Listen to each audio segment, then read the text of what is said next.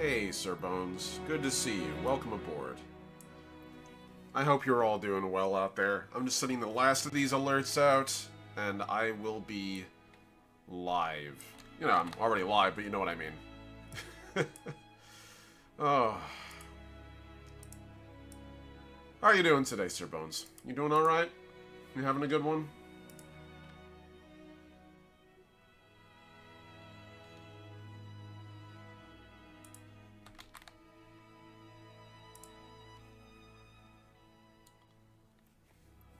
Okay, and I can mute this. Beautiful. Alright.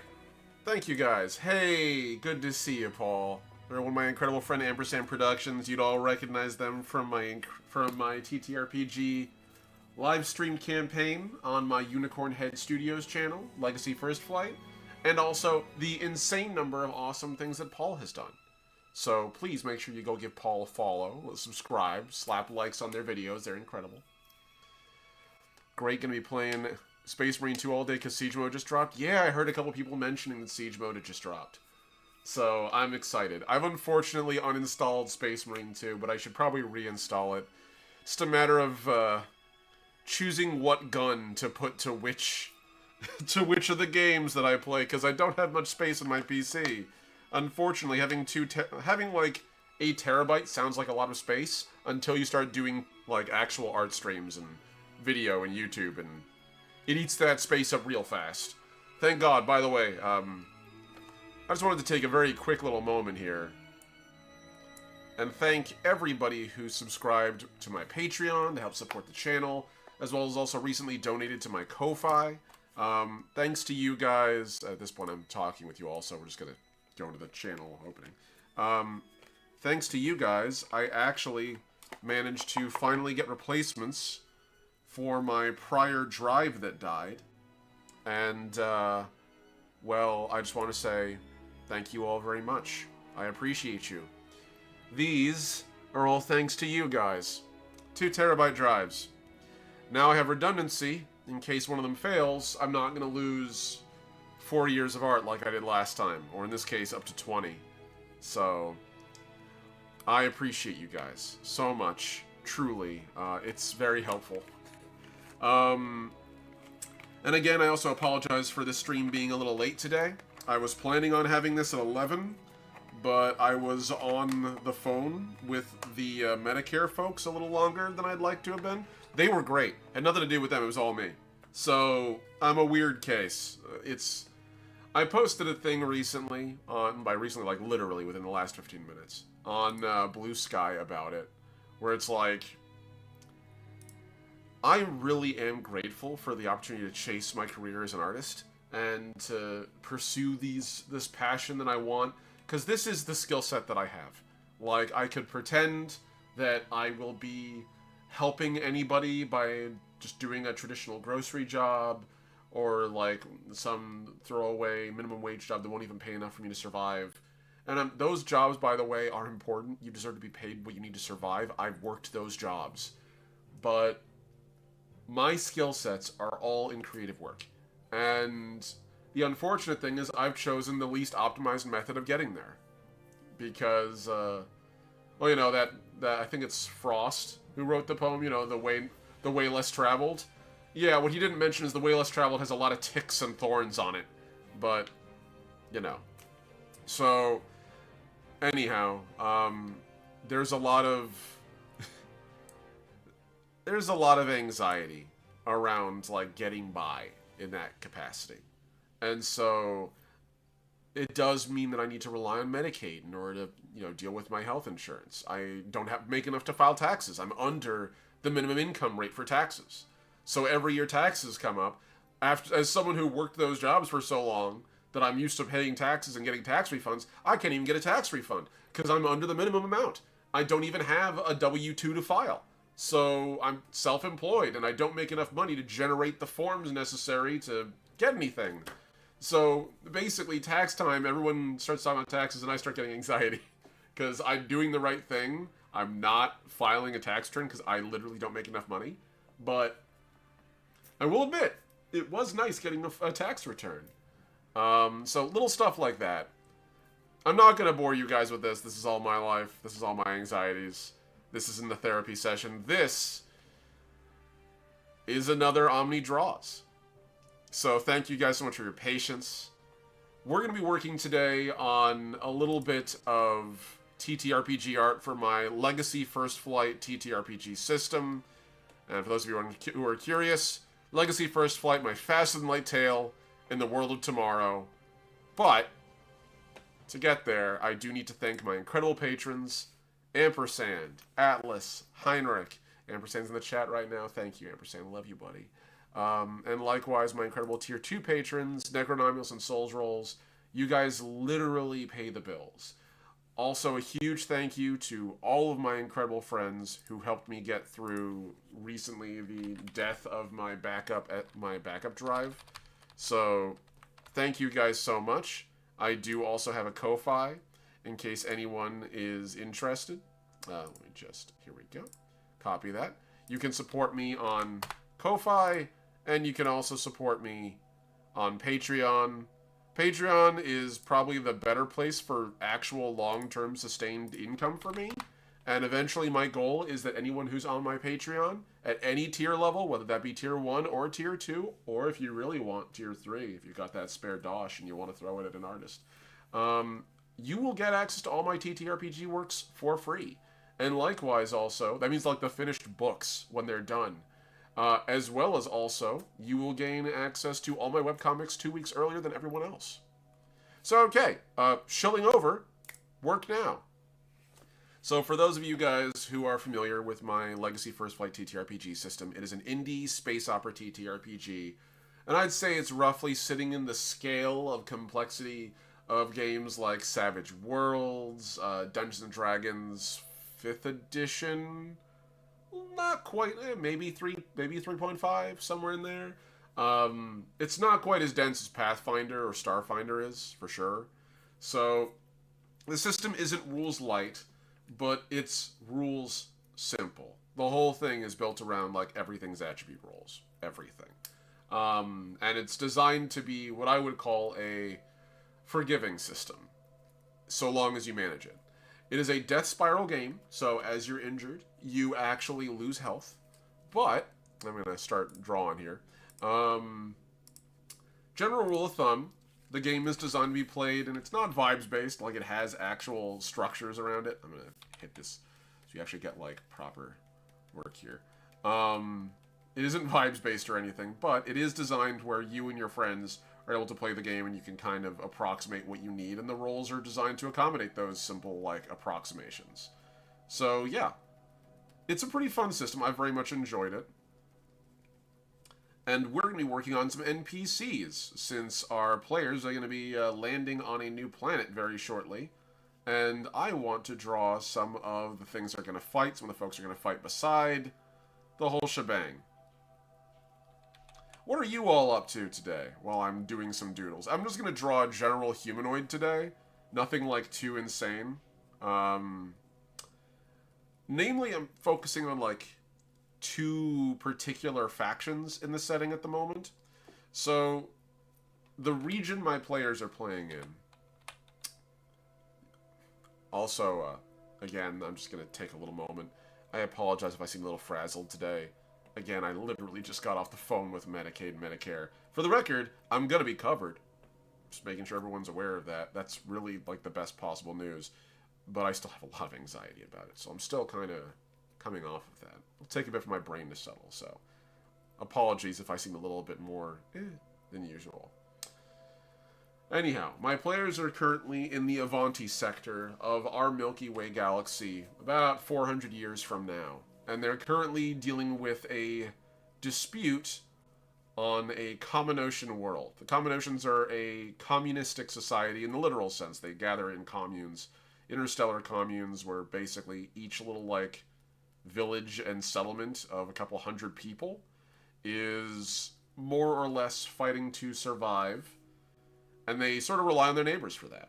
So it's a less formal government structure. Think like the OPA from the Expanse, and you're really not too far off.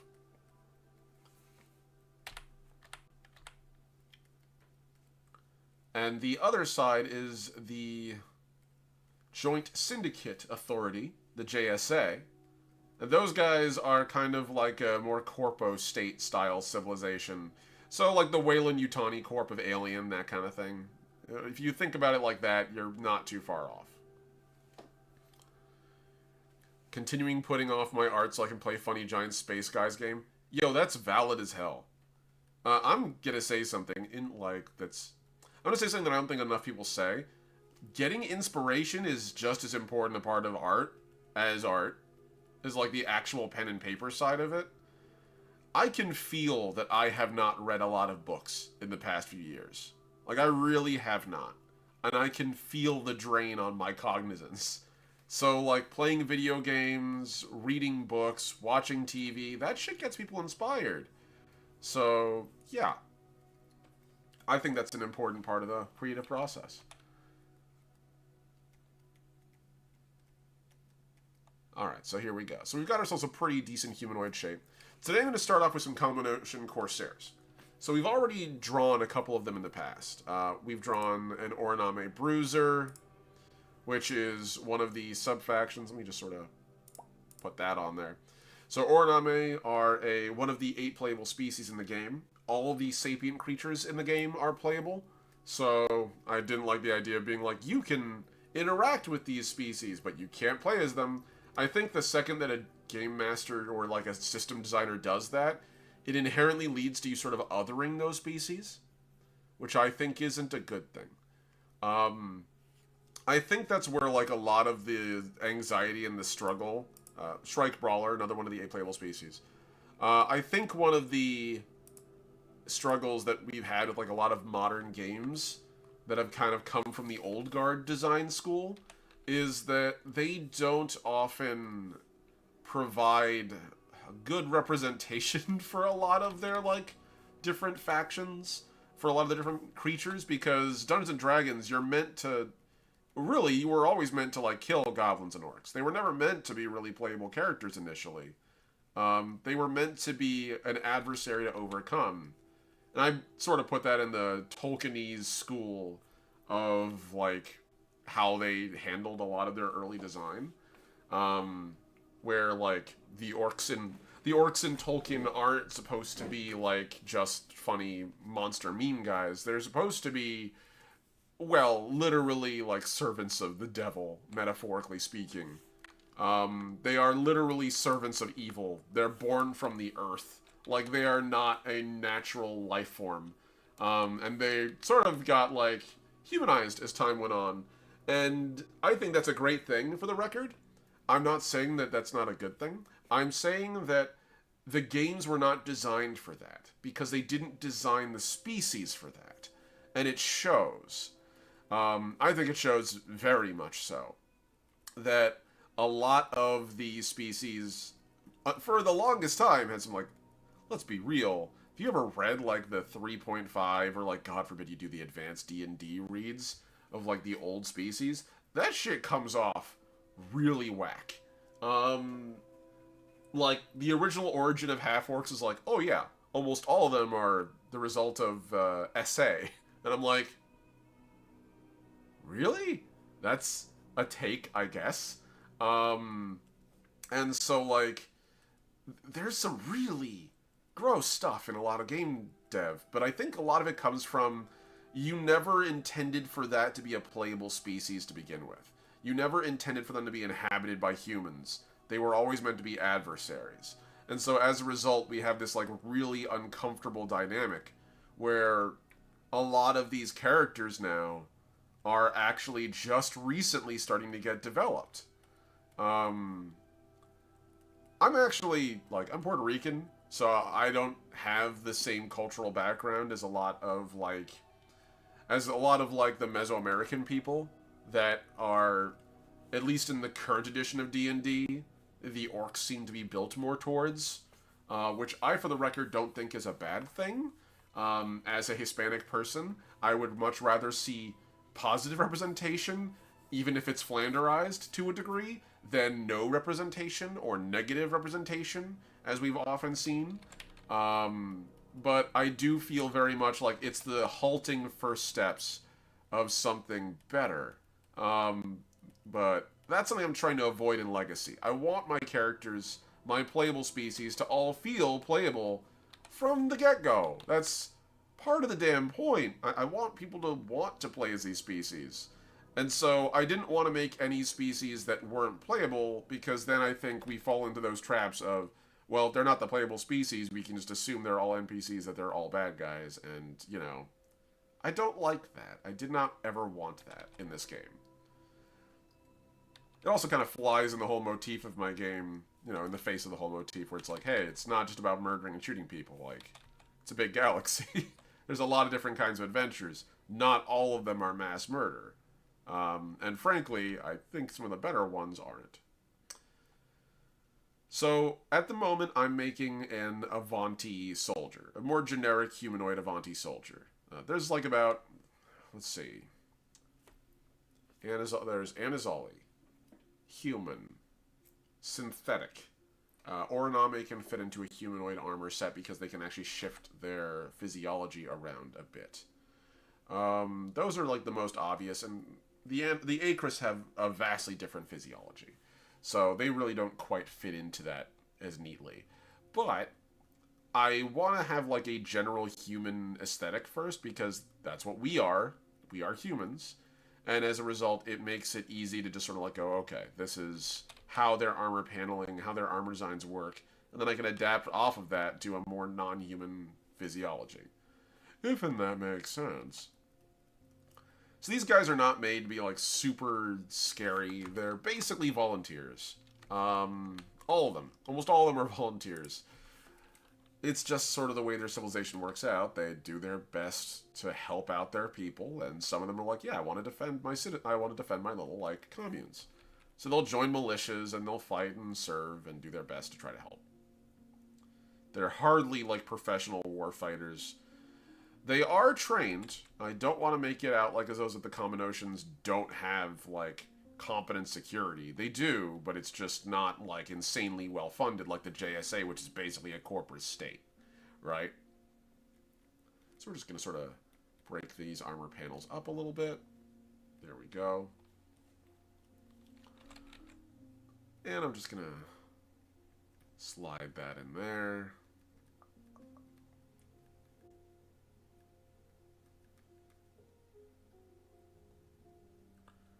There we go.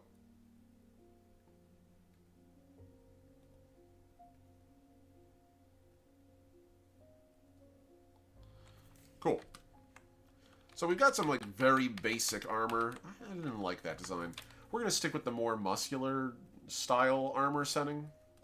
A lot of the systems of armor in my game are what I'd call semi-powered armor. So if you're familiar with that term from Halo, then you know exactly what we're dealing with here. Semi-powered armor isn't the full-on, like, Fallout-style suits of armor. Those would be called hard suits in Legacy. In this instance, it's something else. It's a, basically, armor that's just sort of designed to carry its own weight, and thus sort of make it a little easier to function.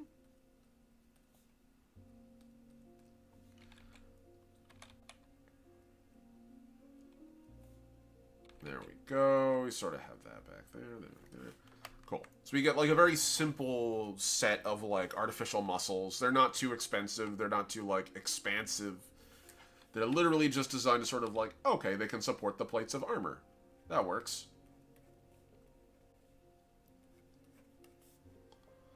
So do the same here. Now the funny thing is, I've debated how I want the armor to sort of sit on top of them. Molded armor is like a really classic sort of thing. A lot of people are used to, if I were to quickly just draw over here fast with like pure white. So when people think of like waist armor, something they don't think about is the fact that you have two ball joints and organs between point A and point B. And so this basically has to be able to move up and down and forward and back without hurting you or pinching. Put that at 100, please. Thank you. So when you're making like leg armor, you need to sort of have something that covers it but lets the hips still have freedom of movement. And for a long time, they just sort of had like plates hanging off on the side that then hung off and were connected at the waist, almost like a belt. And that did well enough for a while, but it isn't perfect. So then, as time went on, they were like, wait, what if we just make it into a segmented skirt that'll actually sort of stay out of the way? And so that's how you get, like, the sort of armored skirts that we saw in the medieval ages, where these things were designed to sort of move up and down a little bit as needed, and it gave some flexibility. But it still was kind of not enough protection. And eventually they just said, fuck it. And they basically had it go all the way down the outsides of the legs and connect at the knees, more or less, snapping into the greaves. And again, these would connect up at the top to a breastplate. And in doing so, these segmented pieces could move, providing way better shin protection and thigh protection without restricting movement.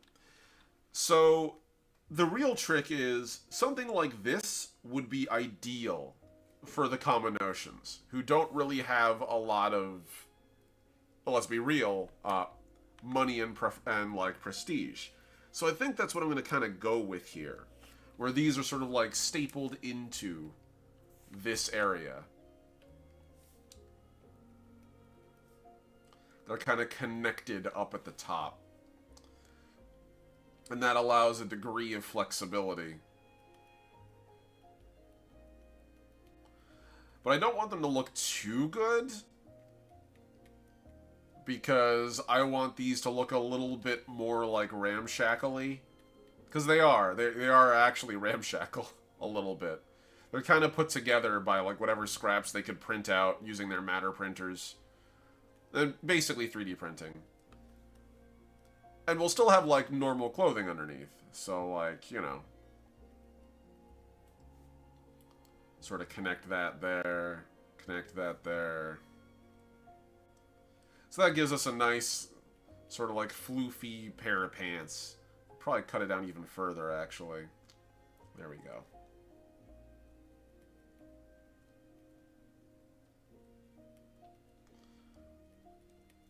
So this almost looks like something that we'd see in like modern military dress, with what we got as a basic, as like a baseline here. So we're going to hit that here. Arms are going to be kept relatively clear.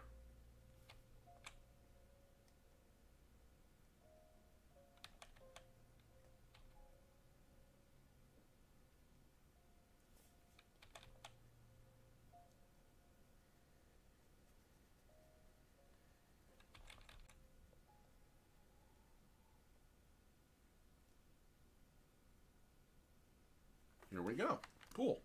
So that gives us some metal plates to protect the body. We're going to have some straps going over the shoulders here. Just simple, like, casual belts. Nothing like sci-fi or particularly over the top. This is going to have a little bit of, like, support in order to properly connect. It'll probably come over the top as well. And the rest of the clothing, again, we're just going to leave very loose and flowing. These guys fight mostly in guerrilla warfare style. So they don't really need, like, super advanced, like, they don't fight as a force on the line. That's the word. So there's no pitched battles for these guys. And if they ever get into that situation, it's a problem they'd love to have.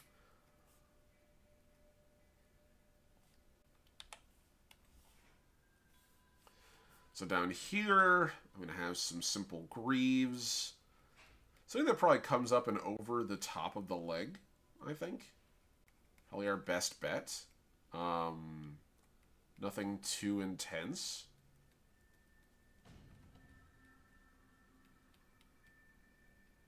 And then literally comes up and over. Nice. All right, that works. So we can then take that, kind of fill that in.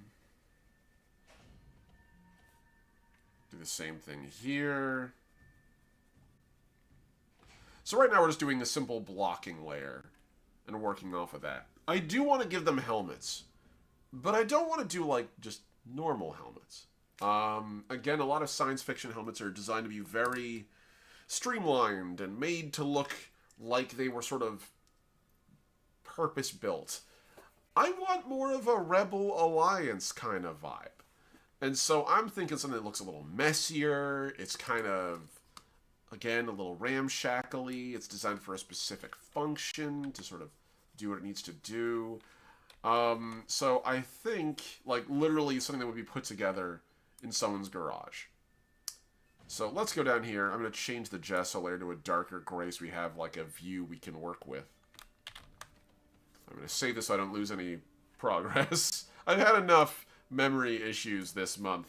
I don't want to lose more. Here we go. Alright. So we go from there. I'm just going to sort of even this out in the center a little more. Alright. So I think by looking at what we got, and also, let me just check something. There's been music playing the entire time in the background. Did you know that? Did you know there's been music in the background?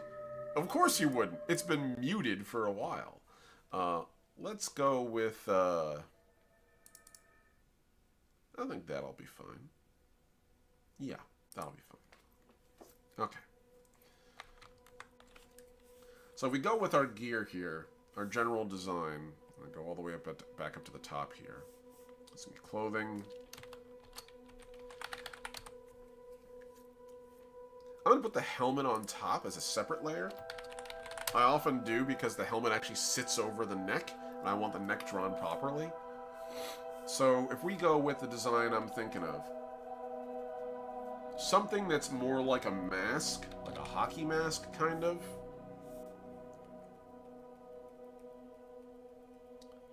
It's very much built around, like, conforming to the head. And probably get ourselves a bit of a helmet onto that, too.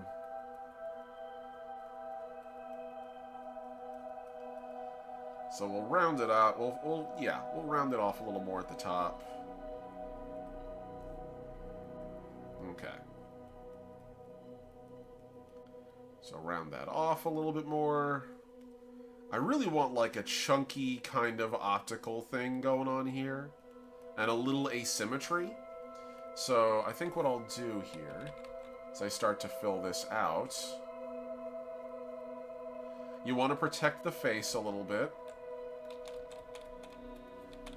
So this comes down along the sides. It's a little bit of a Spaceballs look right now. I'll hone this shape in a bit. Also, anyone else excited for Spaceballs coming back? Spaceballs apparently got announced. I'm not. I want to be. I hope it's good. Mel Brooks has not let me, you know, that Mel Brooks, I guess. What, is it Mel Brooks? I always forget his name. Let's see. I always mess up his name, which is very unfortunate. Yeah, it's Mel Brooks. Mel Brooks has not let me down so far with his comedy. So I'm hoping he still got it. As he makes Spaceballs 2, the search for yet more money. I haven't seen the first one yet. Oh, God.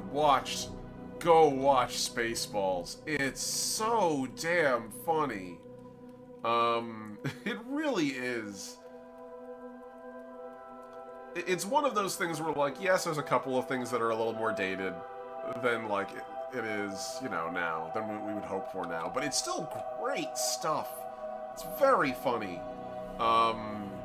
It isn't quite on the same level as Princess Bride, which is, like, literally a masterpiece.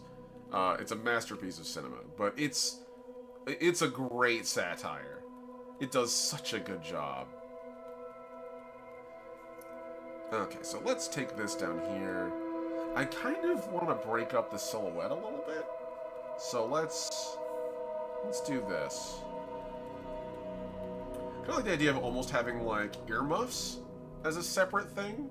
Yeah, that works a little better. I want to add, like, a thicker plate on the top a little bit. Just so we can sort of see, like, it's a little more durable up there. And then we're going to have our visor. So again, I want to have, like, a little chunkier and weirdy. So a little asymmetrical in its shape.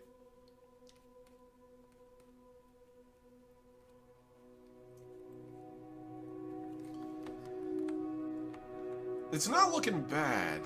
It's still a little thick, though. I want to cut it down. I want them to look light, like they're light infantry.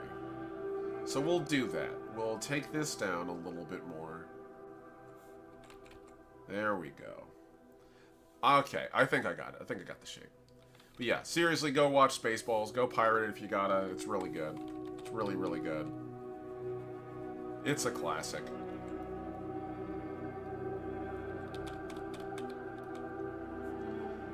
So we can put the visor there. We'll have the visor literally fill this whole space here.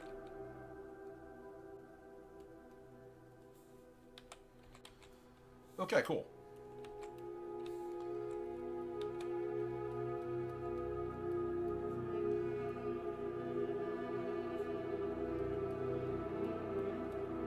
And then we just sort of fill this area up.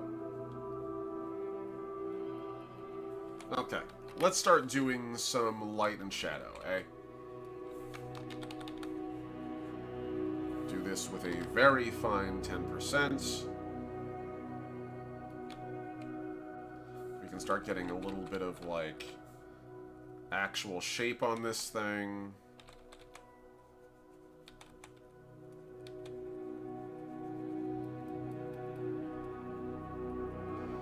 Kind of like a square face on this.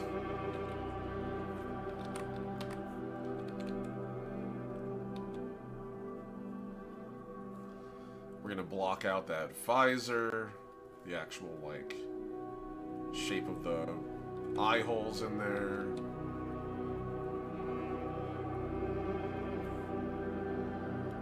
Here we go.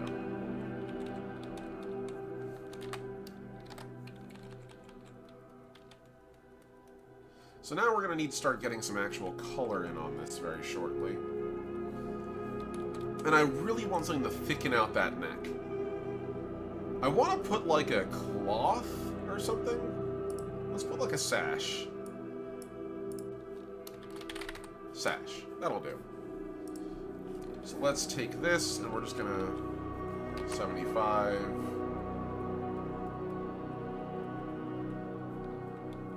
Yeah, I kind of like that. That gives us a little bit of personal identity. As we just sort of sprinkle this in.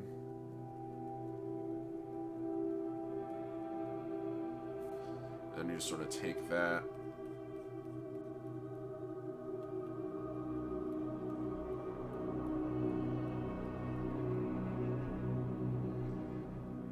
There we go. And that gives us like a little bit more color to sort of like just identify immediately. Like, okay, so we can stick this guy.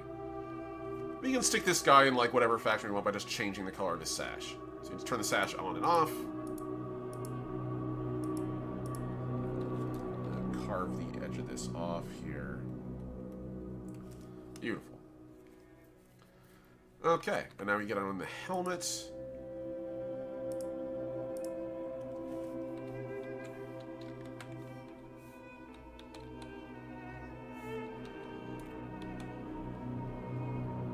Cool. Take this.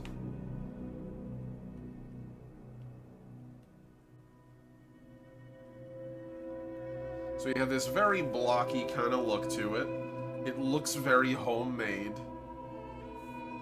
I'm not going to give this thing like a neat, clean casing. This thing is going to be like a repurposed VR headset or something for some commercial venture.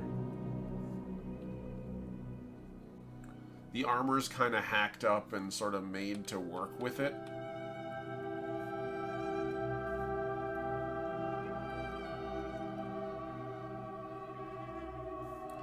I like the idea that they might have not even made this helmet. Like, this helmet might literally just be sort of whatever they had lying around.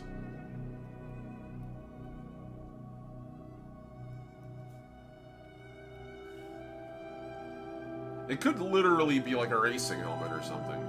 It could be their equivalent of like a motocross helmet. And they just kind of were like, well, it'll protect your head from impact, so what if we line it with like Kevlar or some kind of impact sheath? And that might work. And they're like, yeah, sure, it sounds financially viable for us. It sounds like it's something we could build.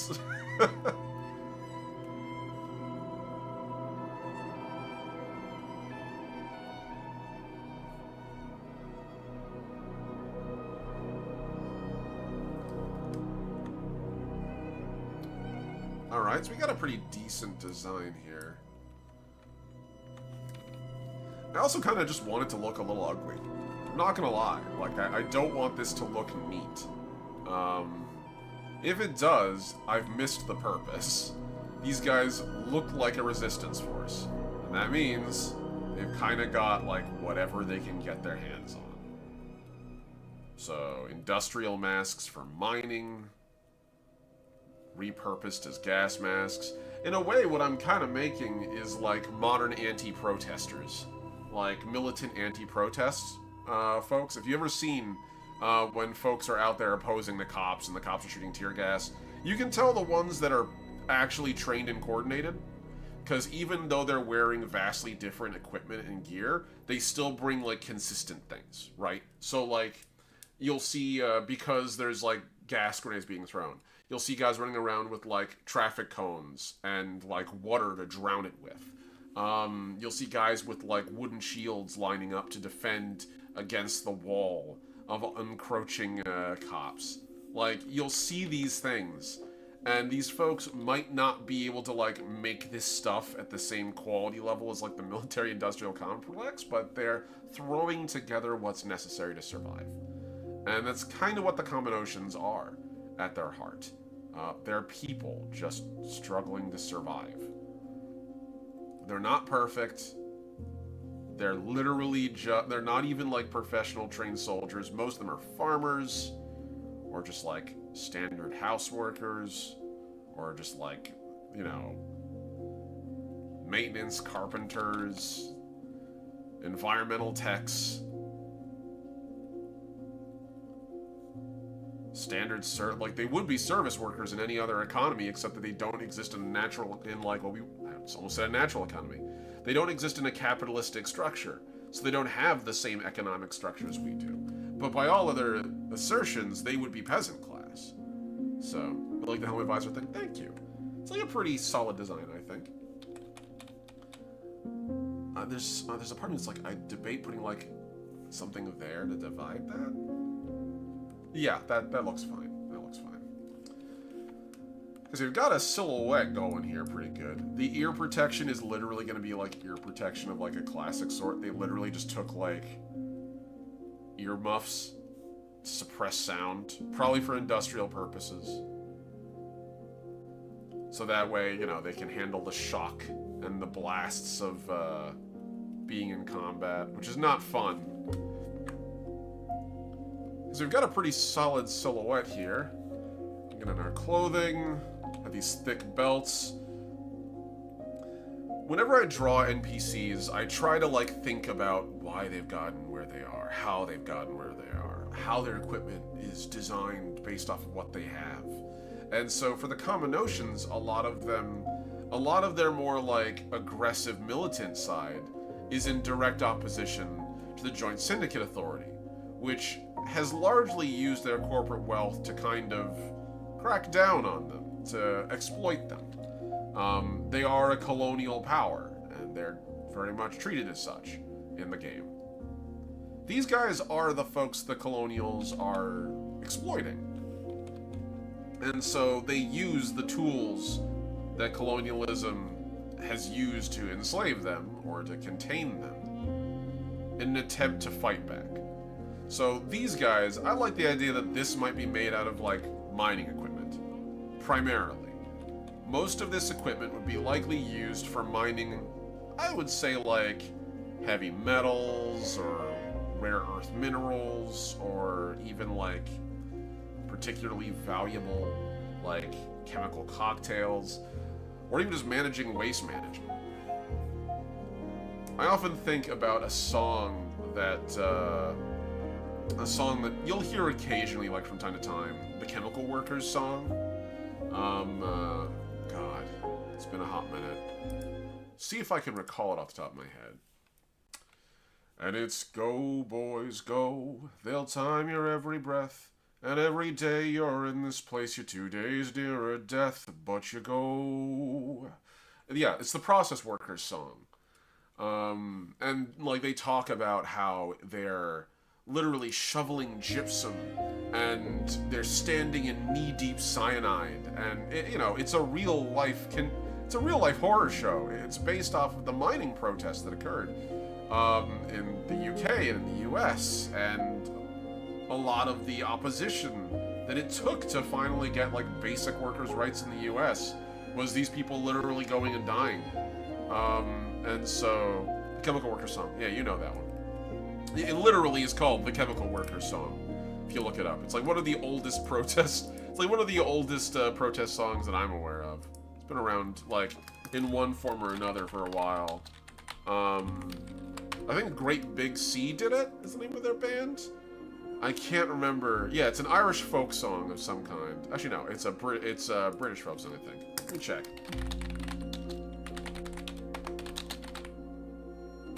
Process Man is the other name for it.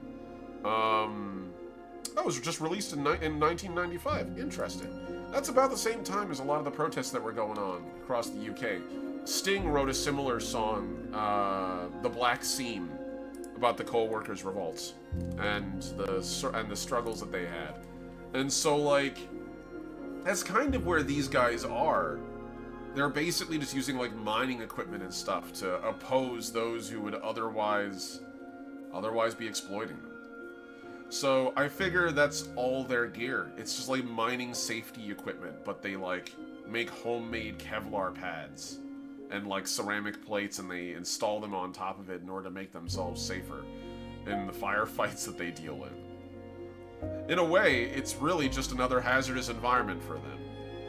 So this dude here is clad in, like, simple mining equipment. The semi-powered armor he wears isn't even designed for warfare. It's designed for industrial use. It's the equivalent, the science fiction equivalent of, like, a lift belt, basically. But yeah, like, these guys are very much built on the same energy as the classic struggle of workers everywhere. The only difference is these guys reject that system entirely, and they just left. And they took their lunch boxes with them and turned them into pipe bombs. But in this case, these guys are specifically fighting to try to maintain some stability in their region. So this is what happens after a couple centuries of folks leaving the other parts of the galaxy and being like, I want a simpler life. And they go out and they made it. And then corporations follow them because corporations wanted to profit off the simpler life. And, well, these guys said no. They ran enough. We're just going to give them that armor, that shoulder pad. I figure, again, like, a lot of this gear is simply mining gear that's been repurposed. So, like, the shoulder pads and the helmet are really designed more to, like, deflect blows of, like, rock or debris that might be coming from, like, either the front for their heads, because they're, like, working with jackhammers and heavy grinders and stuff that would hit your face with a lot of caustic chemicals and debris. Or their shoulders for, like, cave-ins and things where, like, you might be digging and then something falls and dislocates your shoulder. And they just probably, like, strip away what armor they don't need. Because there's a certain point where, like, in Legacy, armor has actually caught up somewhat with weaponry. It's different than our world in that respect. Unless you're an Iranian bunker made out of concrete, in which case, yeah, they're doing pretty good.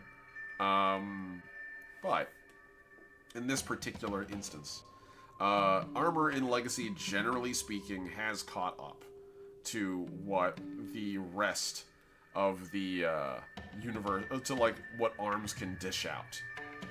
But these guys don't have access to that kind of gear. So they're kind of, like, still reliant on evasion as their primary means of defense. think I'll give like a little lip here on this. Make it a little chunkier, a little thicker. I think I'll give it like a very specific kind of armor thickness sort of vibe. And I'll make it even blockier. If I make it blockier, it'll read as more primitive, and that's what I'm going for here.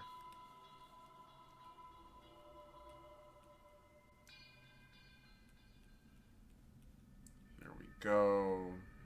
Simple overlapping plates. And this works pretty good for what we're doing.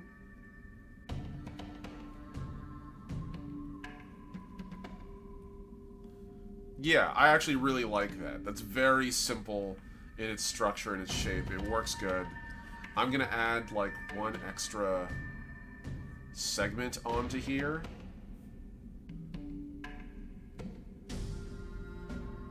Because if I do that, I can sort of cut into that area there. Okay. If I do that, that'll give me one extra point of articulation. Which will mean that when these guys squat, their metal's not going to be cutting into their thighs.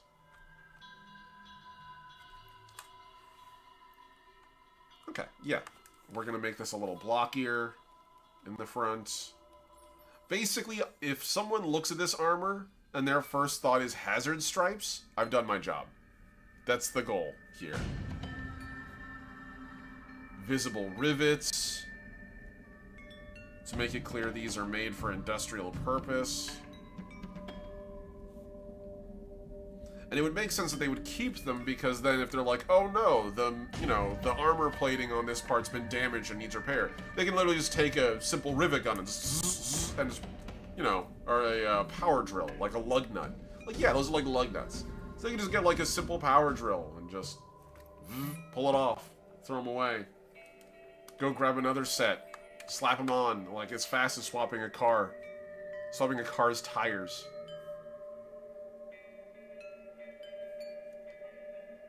Hazard stripes. Yeah, I would put them on here, but these guys would have, at this point, like, at least repainted their armor. They're not that desperate for stuff.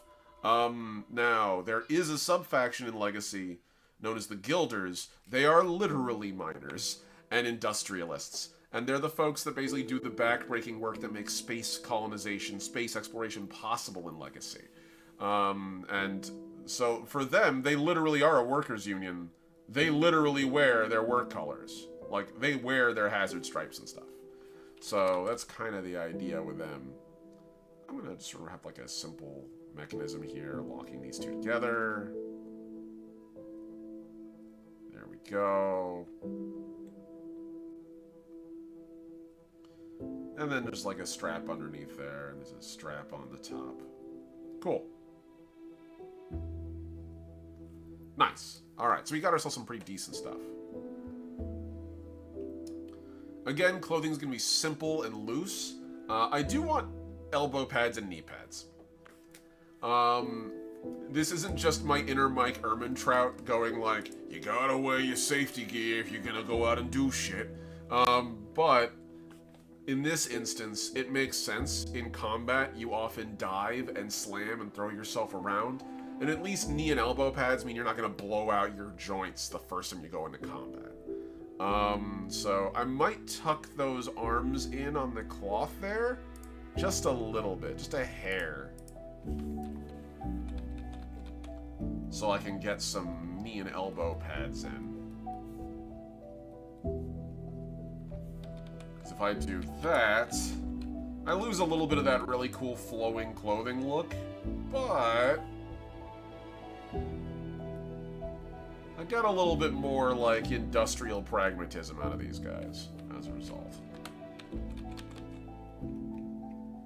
So we're just gonna get like a very simple like really simple like armbands, like armband style. Like these would be worn literally in like a garage anywhere across the galaxy. This is the same equipment that would be used to like manage and build mechs and build like the various kinds of aerospace craft that are used across the galaxy. These guys are literally just using like workers compliant gear for that. Because shock resistance, like, you know, regardless of what career you choose, that shit's pretty much universal. Like, until you start getting into the, like, territory of bullets and, like, grenades, I get thrown against a tree or I get thrown against a, you know, a tire. Like, a crush hazard's a crush hazard. An impact hazard's an impact hazard. There's not really much more to it than that. I'm debating van braces, because you can scrape your arm up a little bit. Well, technically, the van braces would be on the inside. Those would be, bracers. It's bracers and van braces. It's been a while since I've done my archery. Pardon me, I forget the terminology. I used to know the difference because van braces are used to protect against the interior of a... Like when you hold a bow and arrow out and you let the arrow go, it'll actually zip up your arm. And if you're not wearing like protective gear, and not all archers do, but I think the archers that aren't masochists wear these things because it'll give you a nice heat rash, or worse, it'll just cut you. It turns out that feathers moving at those speeds, basically a wire. Basically a knife. It's like a paper cut on steroids. And I don't like those. So I always wore, like, proper archery gear. But it's been a hot minute. I used to have a bow and arrow. Used to. One day I might like to get one again, just for the practice of it. They're really ever so good. I'm gonna actually armor the back of this hand here. And we'll have the little knobs to protect the hands. There we go. When the revolution is fought, it will be fought with good safety gear.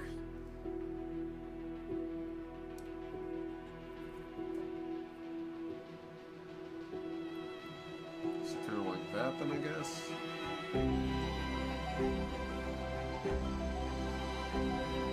So we have that there. Then the back of the hand is more armored. We have the knuckles. Cool. Alright, that gives us something to work with.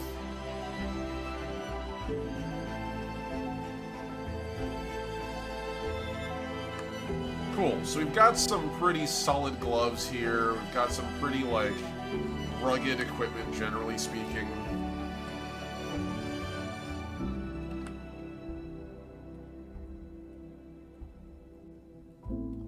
Then it tucks in really neat here.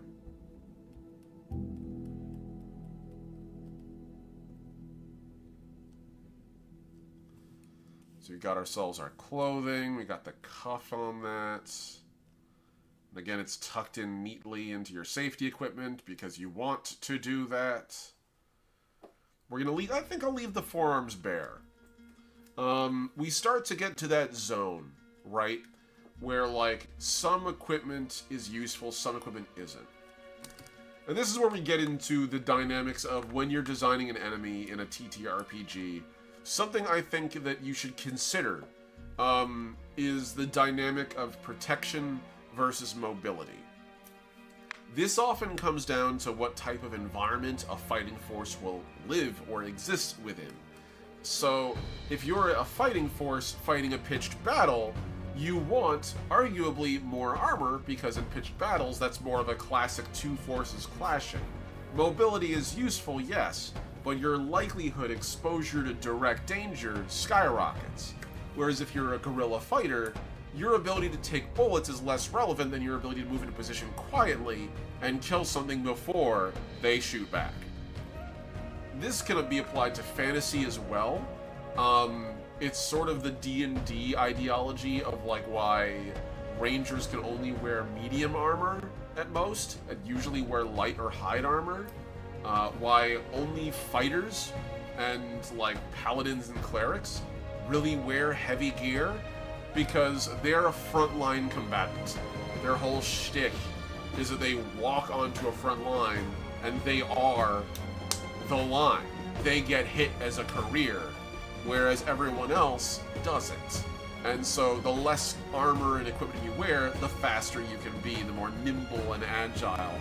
And more importantly, the less you'll be detected. That's really the trick of it. If you're relying on striking someone first, being lighter pays dividends. Being heavier, well, it charges interest after a certain point. So we're gonna go into here. We're gonna block this bad boy out again. Hold on. I believe I said we're gonna block this bad boy out. There we go. Why are you doing this? Oh, it's in the helmet layer. Right. That explains it. It's like, why is it not working? Oh. Because I'm a dumb bunny monkey, that's why. Alright, so we're gonna go in here.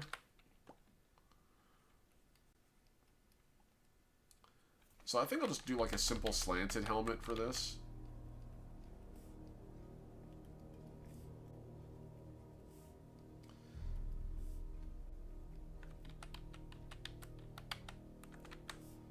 So I go here like that, and then here like that. Yeah, that works. It's got a very, like, safety helmet-esque sort of vibe to it. So that'll do. Let's get into this section here. We're going to erase some of this.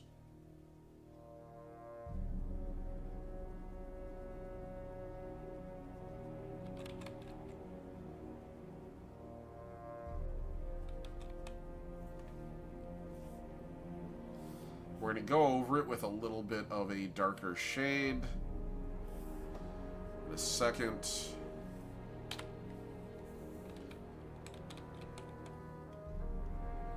There we go. So we still have that shape, but now it's a little bit more managed. And again, these parts are probably like shock absorption. My immediate thought is like, if a rock lands on my head, I want cushion. And that's kind of what these are. They're cushion. They're cushion for rock pushing.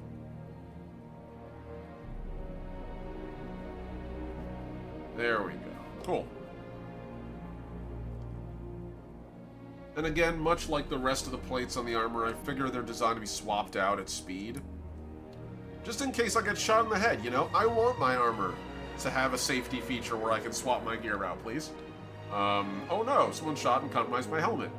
Future bullets may do that. I wish to have something that'll let me not die in the field where I can just like quickly repair it, and this is the solution for them.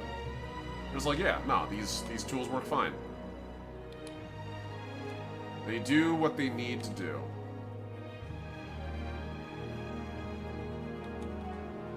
Okay, cool. So we got our helmet more or less blocked out.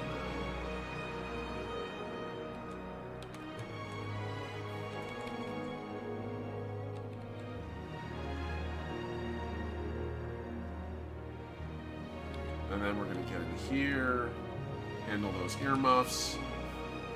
This area is going to be weird, because I want it to be leathery, primarily. So I'm just going to start it off. It's like mostly going to be cloth, honestly. If they get shot in the head, it's a bad day for them. They don't have nearly the same, like, defensive protection that other folks would have. But again, they're not fighting for pitched battles here. They're fighting mostly against a colonial force using guerrilla-style tactics. A helmet designed to eat a bunch of bullets is not necessary for that.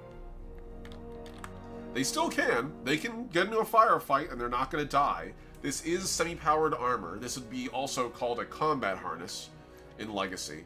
Technically, they're two different things. Semi-powered armor is slightly more powerful, but it tends to be a little more form-fitting, and a little bit more, like, designed for this. Whereas a combat harness is kind of what we would call modern military dress, if that follows the parlance. So, like, whatever we see, like, Marines and U.S. Army infantry wearing now, when we see, like, Australian soldiers or, like, warfighters across the world going to war, that is a combat harness, more or less. And so that's what these guys would likely wear. I'm not going to angle that plating. I debated it.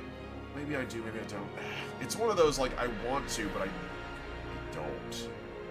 If I do I just expand this plate outward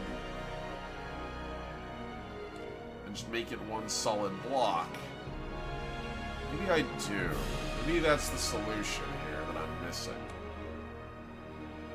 Let's try it. Let's see what that looks like. So we take this, we block this out.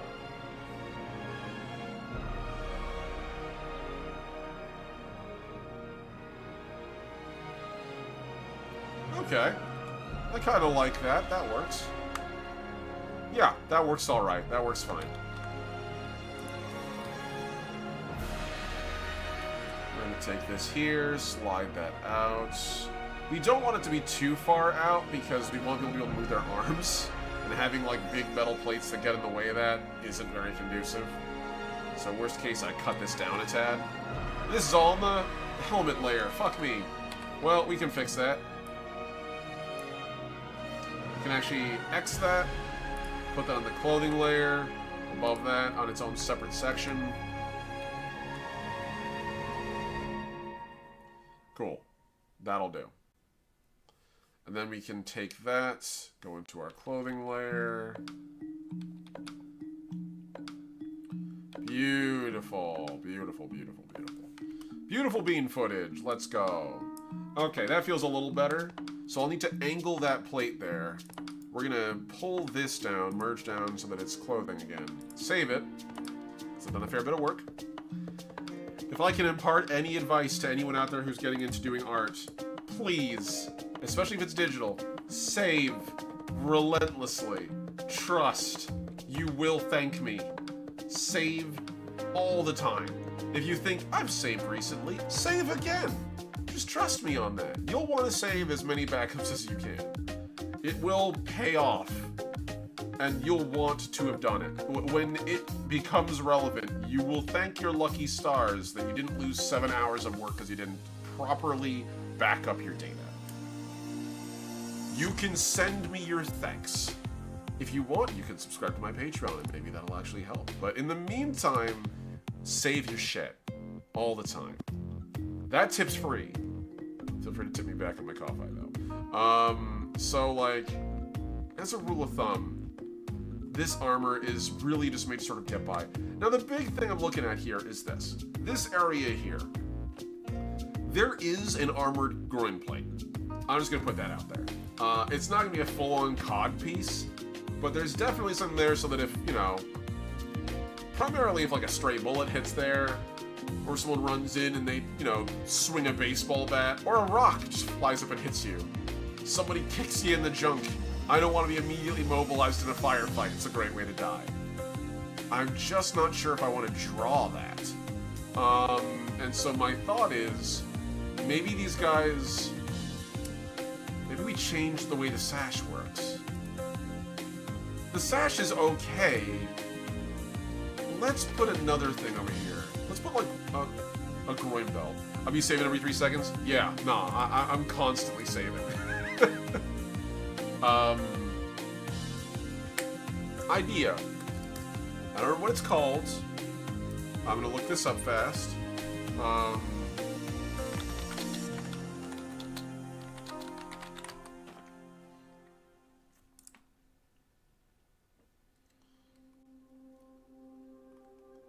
So, God, it's like the, so this isn't, like, made for riding on a horse or anything, or, like, riding on a bike. The ones that so, this is a fun little factoid about armor design. I'm going to pull you all in just for, like, a quarter second, just pull in here. Okay, so, when you're designing armor, beyond who, like, where they're fighting, how they're fighting is relevant. So, as an example, if you're doing a medieval setting, or like a sci-fi, or like a fantasy setting, more than like a sci-fi setting, and you want to have archers, and they use like classic bow and arrow, like the recoil Katniss Everdeen-esque bow, you probably don't want their arms super bulked up. As a result, at most, maybe one shoulder pad for the direction that they're holding the bow, so that it sort of deflects off, because you also don't want to cut down on their vision. So if I have a giant shoulder pad, I'll borrow this. So, first off, Structura, great book, great art book. Structura, this is 2. The Art of Sparth. I love Sparth. Great artist. So, if I'm shooting a bow and an arrow, and I have armor like this, and I bring my bow up, it means that someone shooting from the side won't be able to hit my head as much, or the core of my body. And if I'm shooting forward, it'll deflect a lot more bolts away from my head, which is the point. If it's too big, though, it actually might impede my vision. So if I'm looking at you square on, I can see you right now. You're now, like, over 50% covered. I have no idea what your hands and arms are doing. That's why you don't want to add, like, super big shoulder pads on archers, and if you do, have them facing one way, so they can act like cover for those archers. But cover that they can either shrug off when they're fighting, or that doesn't get in the way of their bow arm when they're firing. Because again, if I have, like, thick band braces or something, I'm pulling back a string, that string gets caught, I break my bowstring because my shoulder pads are too big. That's a bad day. Rule, just general rule. And so, same thing goes here. When we're talking about, like, the groin towel, which is this running meme we see in a lot of armor, and you know exactly what I'm talking about. World of Warcraft is most infamous for it. That and Space Marines. They have, like, this very specific tabard, like a loincloth. Literally a loincloth would be the proper term. But their art has it depicted all the time. Like, all their characters have these groin plates. Let's open this up and show you. Yeah. This towel here that they got going on. Same thing here. Like, all their minis have it. This is technically called a cingulum. It's a type of armor used by Romans, but it's basically a loincloth. In this case, these leather strips are to prevent you from getting tagged in the nuts by, like, an errant, like, blow from an axe or a spear or sword. It helps deflect more than stop an impact, and it's moderately effective in a medieval setting with Bronze Age armor and weapons that aren't super, like, razor sharp. A modern sword would cut right through it and whatever's behind it. So, like, stuff like this, really stylistically cool. With one huge caveat. They are only valuable if you don't ride a horse. Think about it. I'm wearing this, and I'm riding a horse. Have you ever tried to get on a bike, and you've been carrying shit, and even stuff just around your arms gets in the way? Right? If you're a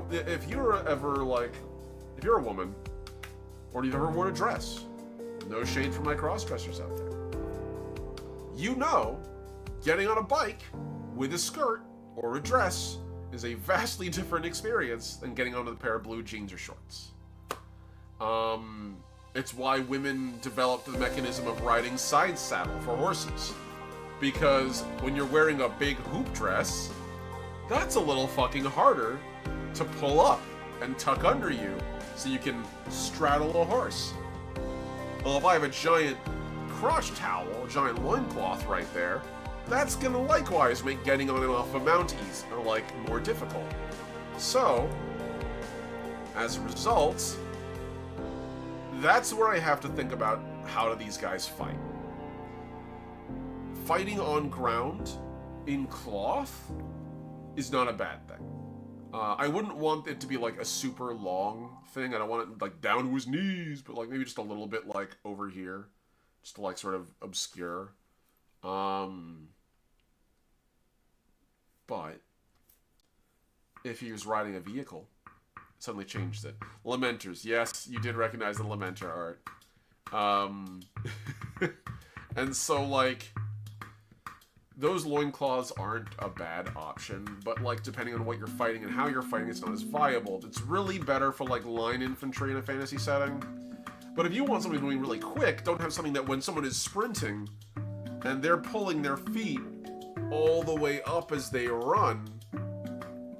If this is a person and they have a groin towel going to here, and they lift their foot up to run, that foot is literally like, it can go higher than the cloth can. You can catch your knees in that. It can actually trip you up. You don't want that. These guys are moving very quickly. They're very nimble.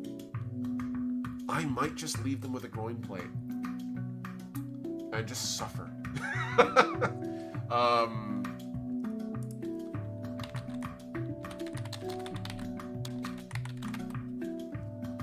Like, usually, what is it? Do they really?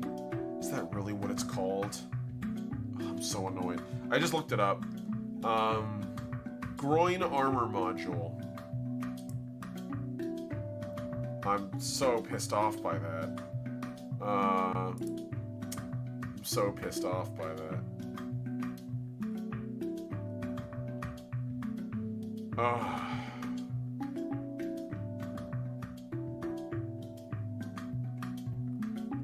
Yeah, I think it's one of those, like, we'll give him a groin plate.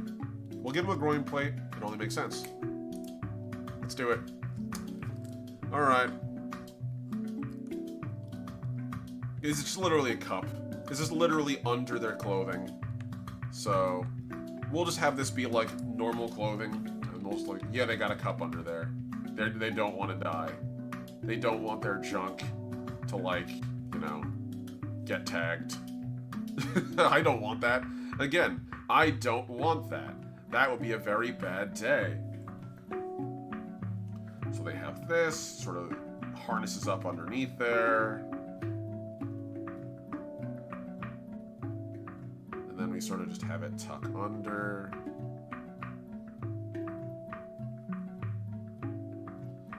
Okay. I don't need to get into too much detail about it. Again, it's a groin plate, so, like, you're all adults.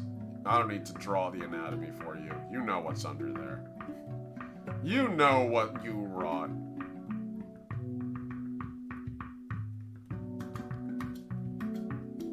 Okay, so we pull that down. That can go to about here. Cool, so that gives us a nice, thick, industrial look for the armor. Still seems very practical. It works pretty well. I'd say this works pretty well, like, just at a glance. Which is really all you need. A little other final piece of advice for you sci-fi TTRPG artists out there. We are making stuff for video, for, like, a tabletop game, right? So, like, it doesn't need to work perfectly. It's alright to just be a little vibes-based at times. That's fine. No one's gonna crucify you for that. And if they do, they're assholes. That right there is the truth. If anyone gives you guff about, like, that's not how it works, be like, yeah, and space flight isn't, like, interstellar travel is not very practical either. Like, you all aren't bitching about the fact that everyone can understand each other, right? So, like, there are certain considerations that have to be made for the benefit of the game. And in this case, it just simply can be, like, one of those, hey, it does look good. I just recommend when you do that, make sure you're aware of why. Don't just fall into tropes because the tropes exist. Choose which tropes you utilize. And have an informed decision. At least have, like, a flippant half answer ready. So that when players go, like, wait, do they have junk plates? And you be like, yes, they do. It's just under their clothing. Like, oh, okay. Like, enough to satisfy, right? You don't need to give them a 3.5-hour spiel on junk plates. Like, I just gave you a 5-minute spiel on junk plates. Do as I say, not always as I do, folks. I am not perfect. Also, as always, if anyone's interested in any of this music, all this music that I'm using is free to use. It is all of it is common, it's public domain music. I should say, really, it's Creative Commons music. You can find the listing below. Please shout out the people who you get this music from. This particular song was by Essenger. It's a remake of the completely remade version from the ground up, so it's not the same song, of the music known as East Gardens from the Bionicle Flash game, way back in the day on the LEGO website. So, really can't recommend it enough. It's actually great.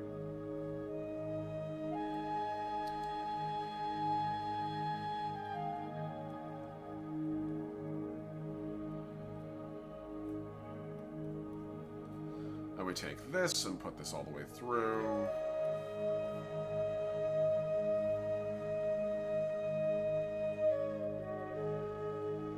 There we go, and that'll do. We do the same thing on the other side. Trying to make that knee armor nice and chonky. Not quite Space Marine spec, but like, I wanted to at least be approaching that level of like, I don't want to die to bullets. In this case, I don't want my legs severed by a machine gun. We're trying to generally avoid the Cotton Hill circumstance in Legacy, so like, and anyone doesn't get Cotton Hill, please go out right now and go watch the King of the Hill. It's really, really great show. Legitimately fun. Can't recommend it enough.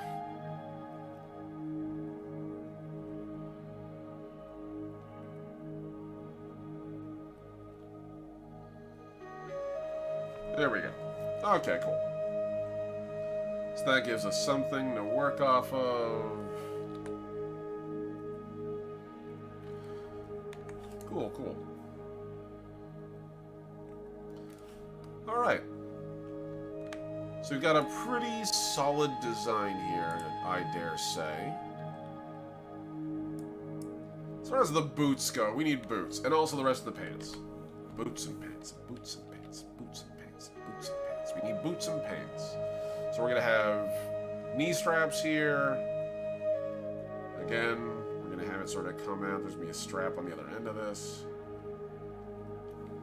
And then for the rest of this, I'm actually going to tie this into a boot that goes down here. Now, there's a part of me that's like, I could do a really nice combat boot, but I'm not sure I'm going to do that. I'm just going to do, like, traditional, like, work boots. Steel-toed. And I kind of like the idea of it still having a tongue.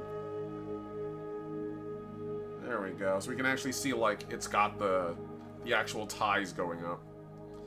The same thing here. We got ourselves a belt connecting.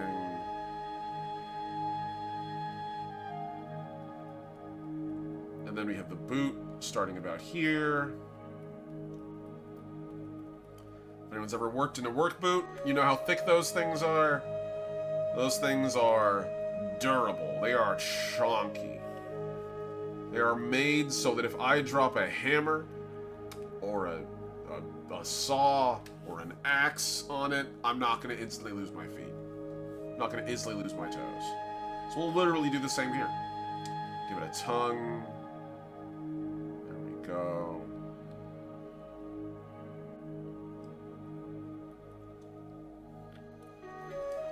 There we are. So we got ourselves a pretty solid aesthetic going here. Let's get some color up in this biz before we get done. I'm also going to quickly put a zipper on here. So, I'm one of those folks that I genuinely believe that some stuff in the future will probably stay relatively the same, barring some massive change. And in Legacy, I've done a lot of stuff. A lot of stuff that's like revolutionary technology. We have like gravity drives, as an example, and gravity anchors, which literally allow things like jetpacks to be somewhat more functional, and hovercraft. They also allow for space folding, so you can actually do, like, extraterrestrial, like, motion, that kind of stuff. It's a little bit like, Dune levels of, like, gravity manipulation. It can be done, and there are very practical uses for it. But your pants still are probably secured by a belt buckle. It doesn't need to be that fancy. Like, it turns out some technology is fine.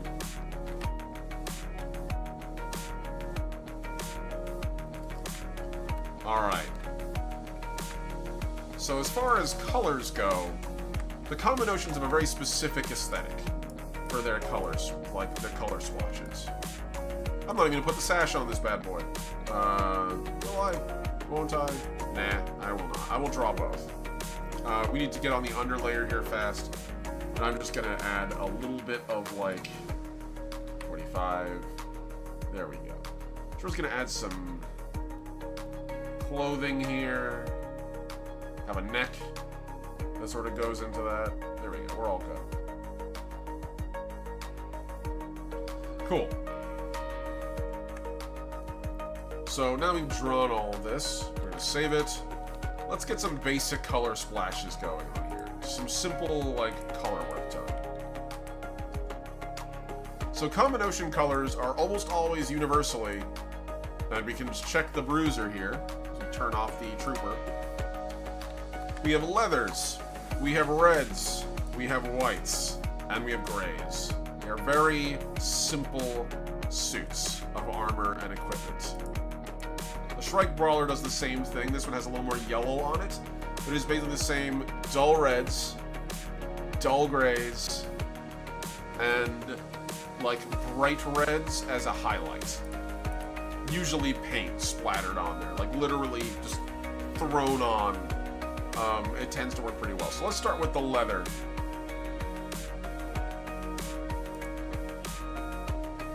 Turn on our trooper. And up here I'm going to quickly make a splotch. So we got that.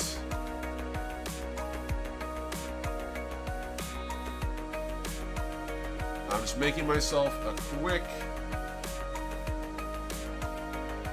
gamut of what colors we'll be using.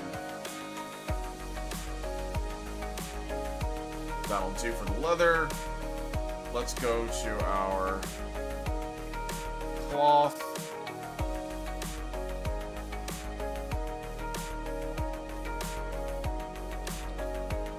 So we start with this deep crimson. Go to the lighter shades.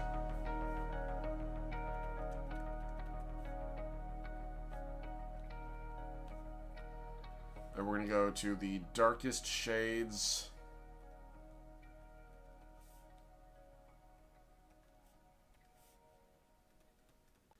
There we go.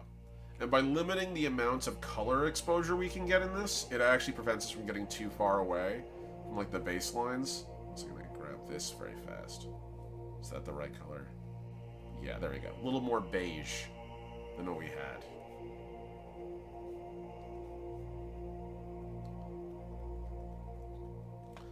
So I could go with more of a metallic tone, but I don't really want to do that in this instance.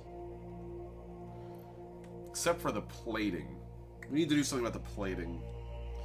We also have the Common Ocean's sort of signature color for their, here we go, for their logos. There we go. So we have this like specific sort of blood red thing. Alright, so there's our color schemes. Now let's work off of this. We have our beige, we have like our baseline colors. So I figure since these guys are different environments, different color, right? So let's go with this as a color like pie. I kind of want to go with like brown again, because brown's a nice base, like a nice base leathery kind of color. So we'll go with that. So grab this as our like our baseline brown. We'll get to work.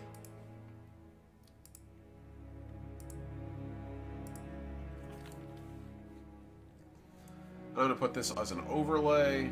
Put this at 45, and we're gonna start just filling this shit in.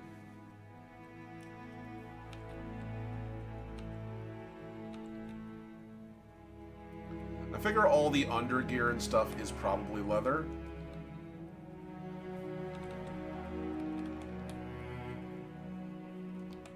And also the same thing with like the interiors of these straps. They're all going to be leather. Part of the face mask I want to be leather as well. So let's put it in here. The little gaps there. We'll have the belts, always leather. And for the record, yes, in space they do have leather. They are, at least for like the common oceans, farm animals and stuff are actually relatively like easier to acquire. So for them it's actually pretty easy to achieve like leather. they eat more traditional meals, that kind of thing, which is sort of like a rarity across Legacy. Most creatures in space don't eat that well. They eat decently, but like tilapia as like a primary food stuff, shrimp and shellfish as they get their hands on it. Yes, that can be a problem for folks with allergies in space. As well as also chicken and various proteins derived from nuts. Basically, they live like pescatarians because the cost of raising wild animals on a lot of worlds is sort of prohibitive, but for the common notions who aren't connected to a greater galactic economy, it's not much harder than just like, well, raising a cow on a traditional farm, because they're raising a cow on a traditional farm. Or a crocodile, or whatever animal it is they're deriving their leather from. There's lots of different leathers in Legacy. It's not all one kind. So we go with the brown there. We go down here. I kind of want to do the pants like blue jeans. I guarantee you they will be using jeans in the future. Unless we discover some crazy thing that makes blue jeans not viable, which I couldn't imagine what it would be. It had to be something apocalyptically bad. Blue jeans give you cancer or something crazy. Like, it would have to be on that par to make us stop relying on blue jeans. So yeah, they all still wear blue jeans in the future.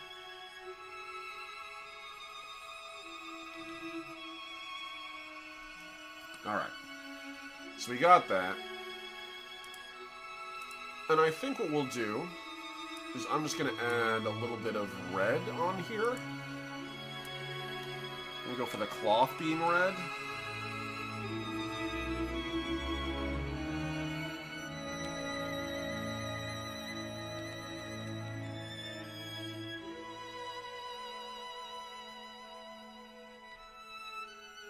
I figure they would change their uniforms based on what planet they're on, but when they're not on a particular planet, whatever, man. They wear their colors, they wear their uniforms.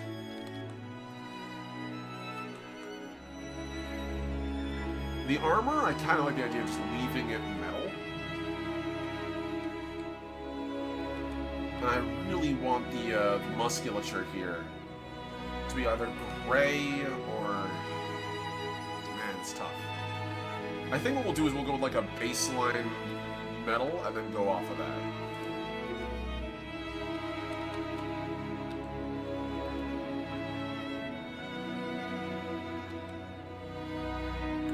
This part's probably padded with cloth, so that way it's easier to swap out.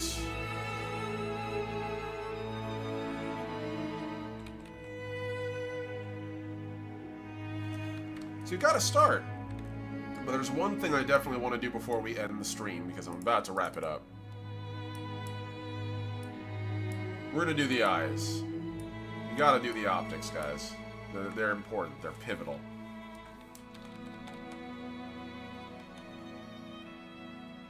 So there's a part of me that goes like we could just do red eyes. That's probably the easiest one. I'll do 2 red eyes. I kind of want to do like a little bit more color diversity in there. So I'll go with like a yellow here. As like a mid-neutral color. And I kind of want to do like a single green optic. There we go. Sort of add a little color diversity to this.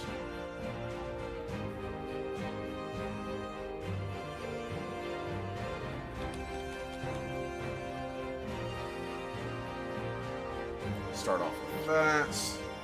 Get brighter in the middle.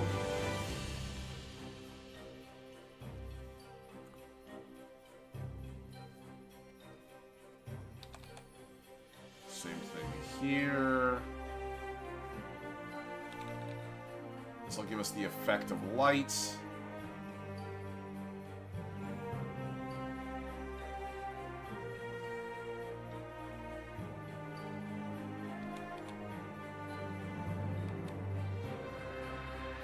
So we're seeing there's like some kind of scanning or something going on there. And then we're going to go into the dead center here. Brightest, like, boldest red we can get. And get ourselves to a nice shade of white.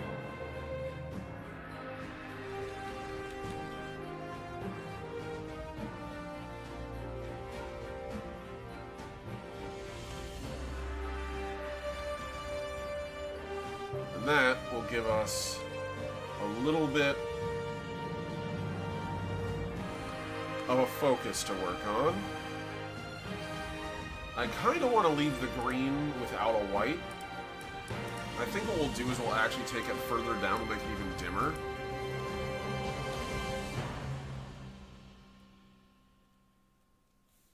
And then we'll go from that to slightly brighter.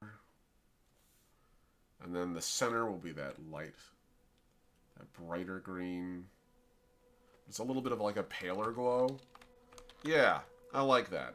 That gives us a nice contrast, I would say, against the bright reds. Alright, cool. So this gives us something to work off of here. I'll do more work on this. You guys will see it on Saturday. But we got ourselves a start.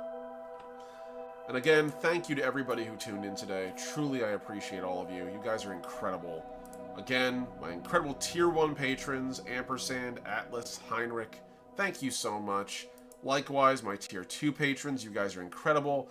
If you want to support me, you can go to patreon.com/TheLastOmnitect. All one word. Any level of giving is appreciated. Even if you just follow me normally, is where I post most of my updates and alerts for my projects.